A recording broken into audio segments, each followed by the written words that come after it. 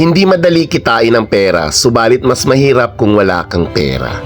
Assalamualaikum! Meron akong kwento at kwento nyo to. Ma-share ko nga pala sa inyo ang kwentong na-share din sa akin nitong mga kabataang trabahante sa bodega ng daing.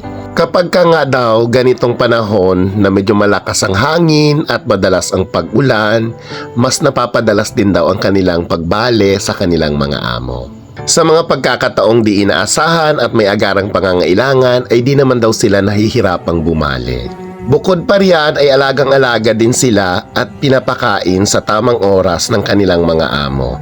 At palagi silang busog sa pagkain at snacks at di rin pinagtatrabaho kung nagkakasakit. Sa isang banda, di naman nila masyado nagagalaw ang kanilang mga sweldo. Dahil bukod sa may porsyento silang natatanggap sa bawat kilo ng daing kanilang nabibiak at napapatuyo, hiwalay din ang kanilang sweldo sa bawat biyahe ng mga daing.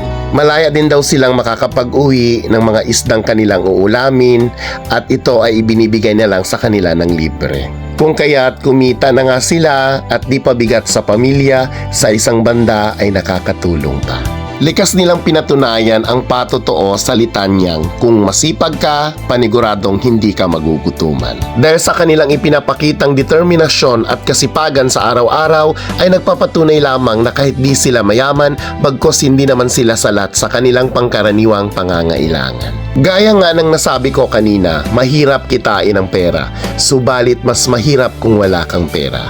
Aanhin natin ang ating lakas sa araw-araw na ipinagkaloob sa atin ng poong lumikha, kung di natin gagamitin upang kumita ng marangal. Hindi naman masama kung paminsan-minsan ay papahingahin natin ang ating mga sarili at kukuya-kuyakoy sa maghapon kung may nakalaan naman pala para sa pangangailangan. Ang mahalaga, alam natin kung paano magpatuloy sa buhay nang di inaasa sa swerte ang lahat ng bagay. Naway kapulutan ng aral ang aking bawat kwento. Inyo ding ma-share at ma-follow ako.